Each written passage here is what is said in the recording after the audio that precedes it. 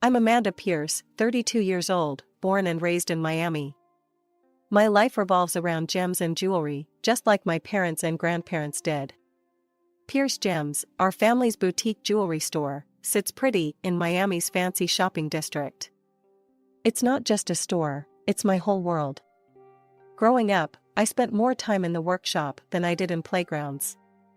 While other kids were learning to ride bikes, I was learning to cut stones. My dad would sit me on his lap, his big, calloused hands guiding my smaller ones as we worked on a piece together. "Remember, Mandy," he'd say, his voice gruff but kind. "It's not just about making something pretty. It's about creating something that tells a story. Our family has a secret.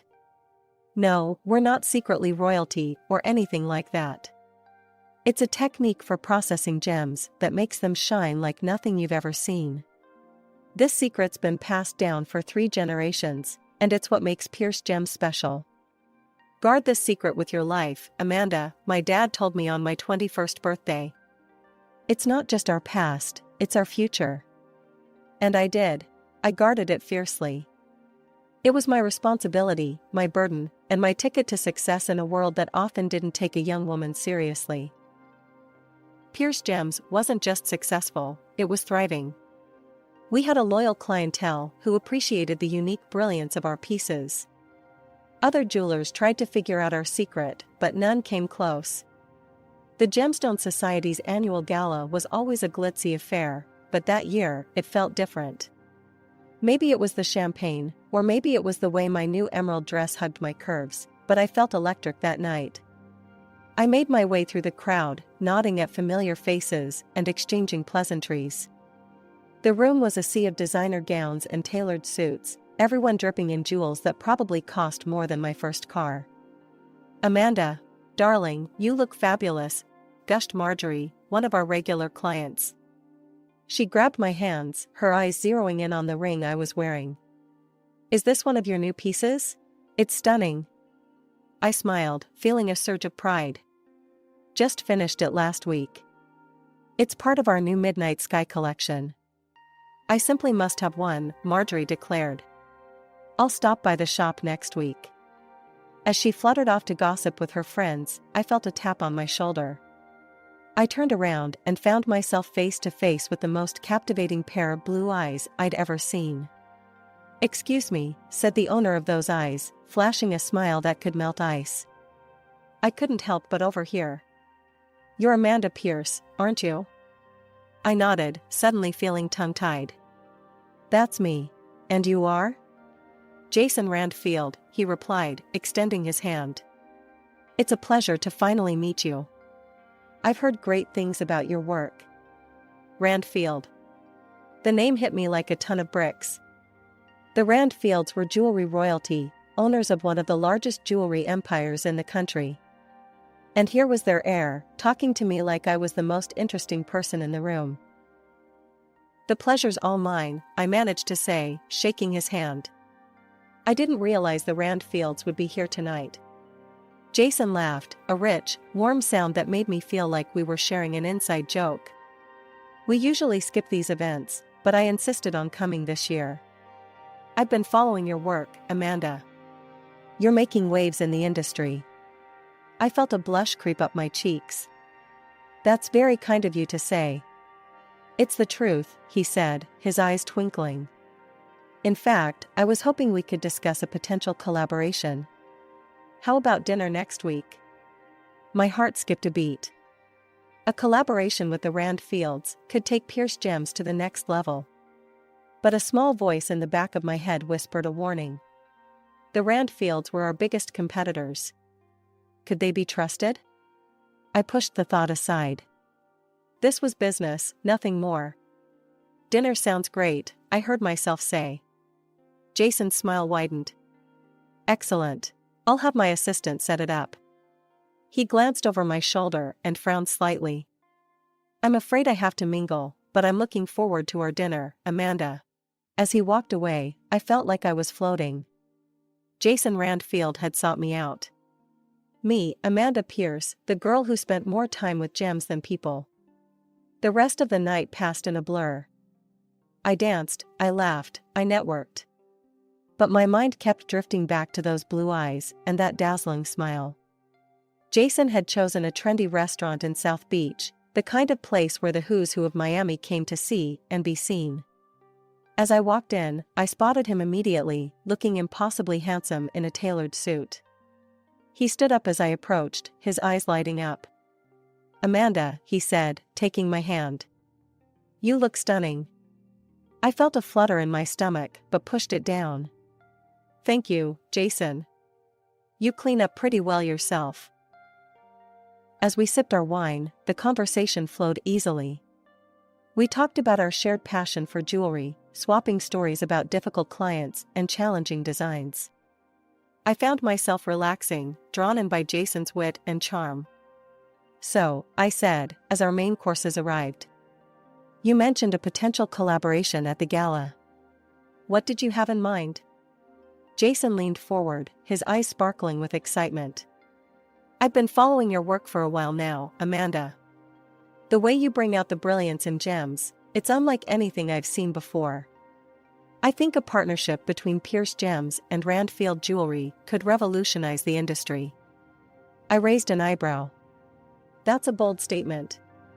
How exactly would this partnership work?" "We have the resources and the reach," Jason explained. "You have the skill and the innovation. Together, we could create a line that combines the best of both our worlds." It sounded tempting, I had to admit. But years of protecting our family secret made me cautious. "And what about our individual techniques? Our trade secrets?" Jason held up his hands. "Those would remain separate, of course. This would be about combining our strengths, not revealing our secrets." I nodded slowly, turning the idea over in my mind. "It's an interesting proposition. I'd need to think about it, discuss it with my team." "Of course," Jason said, his smile understanding. "Take all the time you need. I'm not going anywhere." As dinner progressed, our conversation drifted from business to more personal topics. Jason told me about growing up in the shadow of the Randfield Empire, the pressure to live up to his family name. I found myself opening up about my own experiences, the weight of carrying on the Pearce legacy. Before I knew it, we were seeing each other regularly. Jason swept me off my feet with grand gestures and intimate moments. One weekend, he surprised me with a spontaneous trip to the Bahamas. "Pack a bag," he said, showing up at my door with a mischievous grin. "We're going on an adventure." I hesitated, thinking about the orders I needed to fill. "Jason, I can't just leave. I have work." He silenced me with a kiss. "The work will be there when you get back." "When's the last time you took a break, Amanda?" I couldn't remember, and that realization made me pause. Maybe he was right. Maybe I did need a break. The Bahamas were like a dream. We spent our days lounging on pristine beaches, snorkeling in crystal clear waters, and our nights dancing under the stars. It was intoxicating, being the center of Jason's attention. Back in Miami, our relationship continued to blossom. Jason would surprise me with rare orchids flown in from Thailand, their delicate petals reminding me of his thoughtfulness. We'd spend evenings at fancy restaurants or quiet nights in, talking for hours about everything and nothing. But it wasn't all smooth sailing. The first time Jason took me to meet his parents, I felt like I'd stepped into a lion's den. Vivian Randfield, Jason's mother, looked me up and down with barely concealed disdain. "So, you're the little jeweler Jason's been spending so much time with," she said, her voice dripping with false sweetness. I straightened my spine, meeting her gaze. "That's right. Amanda Pearce of Pearce Gems. It's a pleasure to meet you, Mrs. Randfield." Robert Randfield, Jason's father, was a bit warmer, but I could see the calculation in his eyes. "Pearce Gems," he mused. "You've been making quite a name for yourselves lately. Impressive for such a small operation." The dinner was a minefield of backhanded compliments and thinly veiled insults. At one point, Vivian accidentally spilled her red wine on my dress. "Oh, I'm so sorry," she exclaimed, not sounding sorry at all.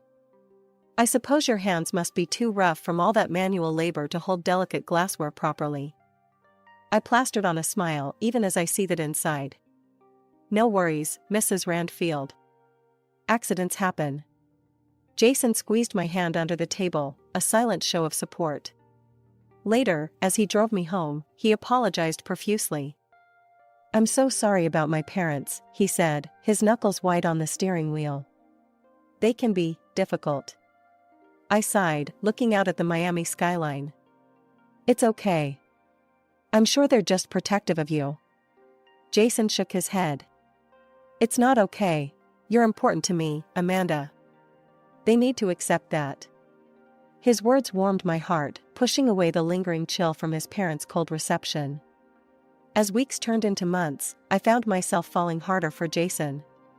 He was everything I'd never known I wanted, charming, worldly, and seemingly head over heels for me. For the first time in my life, I felt truly seen and appreciated for more than just my craft. We'd been dating for about 8 months when he surprised me with a trip to Paris. Pack your bags, darling, he said, his eyes twinkling with excitement. We're off to the city of love. And so I found myself in Paris, strolling hand in hand with Jason along the Seine, marveling at the architecture, and indulging in decadent French cuisine. It was like a dream.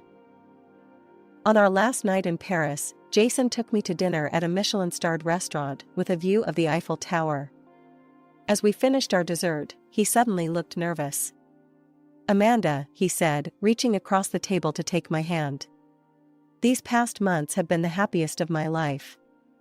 I can't imagine my life without you. He stood up, and to my shock, got down on one knee beside our table. The other diners gasped and turned to watch.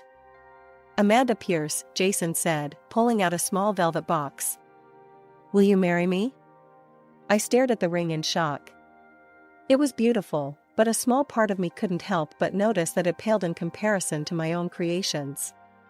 I pushed that thought aside, focusing instead on the man kneeling before me, his eyes full of hope and love. Yes, I heard myself say. Yes, I'll marry you.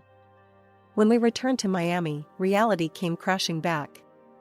Jason's parents insisted on throwing us an engagement party, and I found myself thrust into a world of high society that I'd only ever observed from the outside. The party was a lavish affair at the Randfield mansion.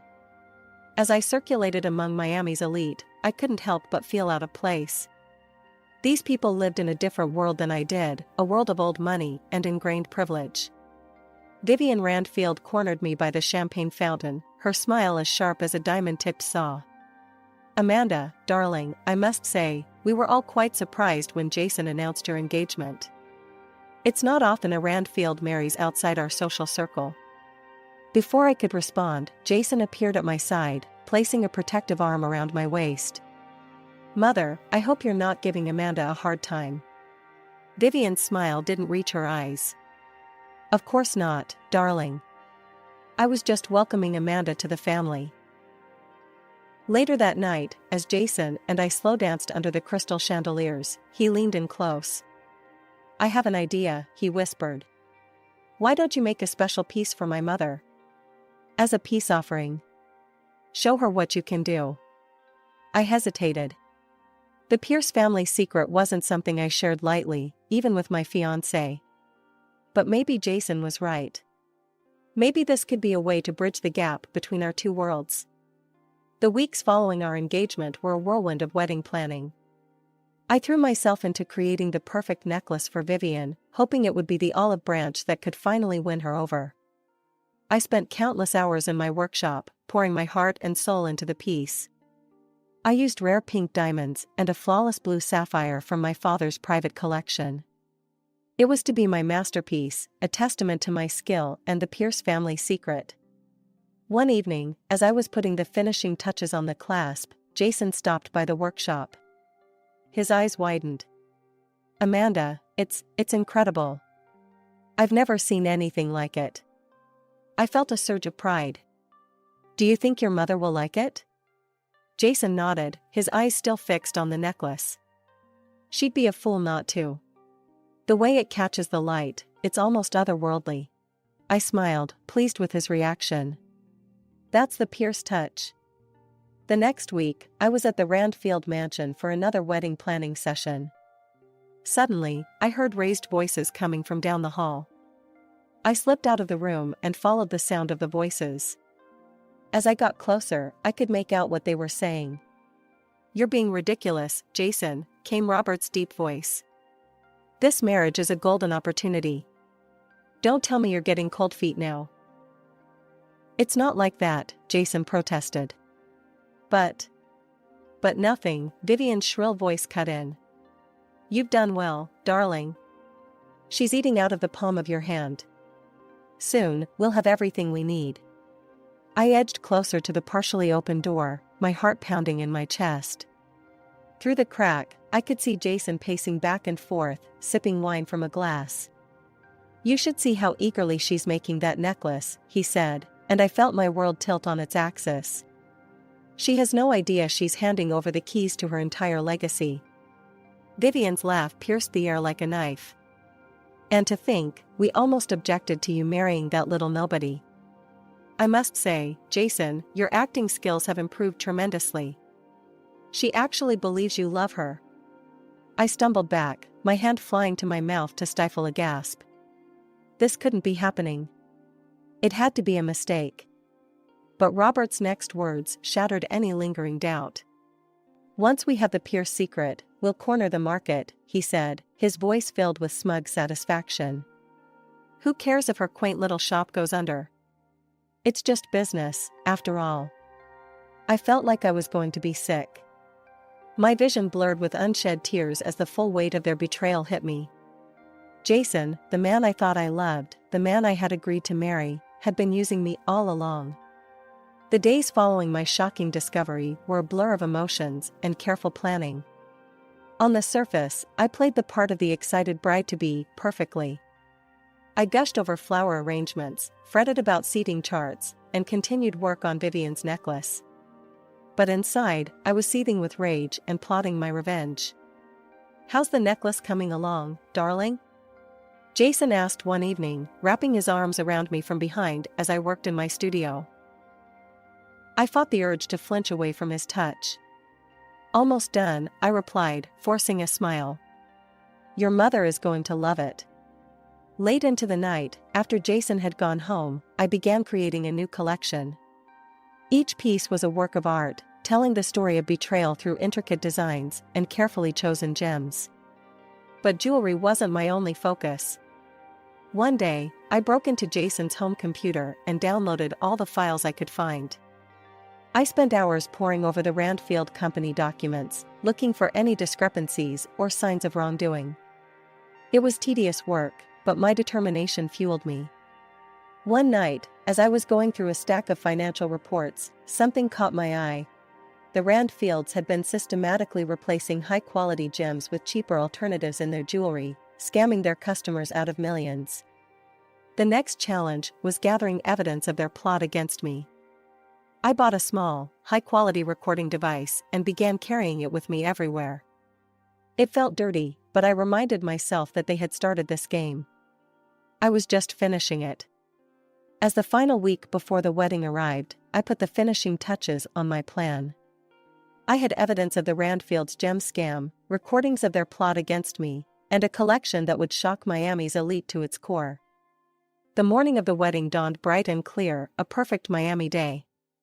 As I arrived at the beachfront venue, my heart was pounding, but my resolve was firm. I clutched my velvet-lined case, containing my new collection and all the evidence I'd gathered, like a lifeline. "Amanda, there you are." Jason's best man, Mark, called out as I entered.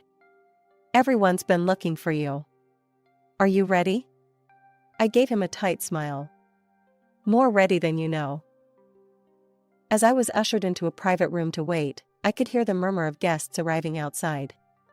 Miami's elite, all gathered to witness what they thought would be the society wedding of the year. If only they knew.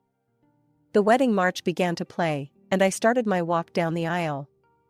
Faces turned to watch me, smiling and expectant. I saw Vivian and Robert in the front row, looking smug and satisfied. Jason waited at the altar, beaming at me. But as I reached the altar, instead of taking Jason's hand, I turned to face the assembled guests. "I'm afraid there won't be a wedding today," I announced, my voice clear and strong. Gasps echoed through the crowd. Jason's face contorted in confusion. "Amanda, what are you doing?" I ignored him, addressing the guests instead. "Instead, I'll be unveiling my newest collection, The Art of Betrayal." With that, I opened my case and began to pull out the pieces one by one, explaining the symbolism behind each one. The snake bracelet, representing deceit. The shattered diamond ring, symbolizing broken trust.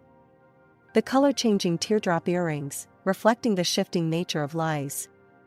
As I spoke, I saw understanding and horror dawn on the Randfields' faces. But I wasn't done yet. "And for the grand finale," I said, pulling out Vivian's necklace. "A special commission with a hidden message." I held it up to the light, revealing the word liar spelled out in pink diamonds. The crowd gasped again, this time in a mix of shock and admiration. "Amanda, stop this nonsense right now," Robert Randfield bellowed, his face red with anger. But I was beyond stopping. I pulled out the documents I'd gathered, the recordings I'd made. "The Randfields aren't just liars in love," I announced. "They're liars in business too." I proceeded to lay out the evidence of their gem scam, playing recordings of their plot against me and Pearce Gems. With each revelation, the crowd's murmurs grew louder, shocked faces turning to the Randfields for explanation.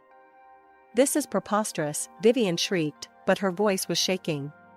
As security began to escort the sputtering Randfields out, I addressed the crowd one final time. "I stand before you not as a bride, but as a businesswoman protecting her legacy.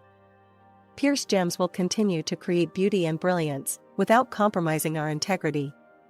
The aftermath was chaos. Reporters who had come to cover a society wedding found themselves with a much bigger story. Photos of my triumphant face and stunning jewelry splashed across social media and magazines worldwide. In the days following what the press dubbed the wedding that wasn't, my life became a whirlwind of interviews, legal meetings, and damage control. The story had exploded beyond Miami, capturing national attention. My phone rang nonstop with calls from reporters, industry insiders, and even a few Hollywood producers interested in my story.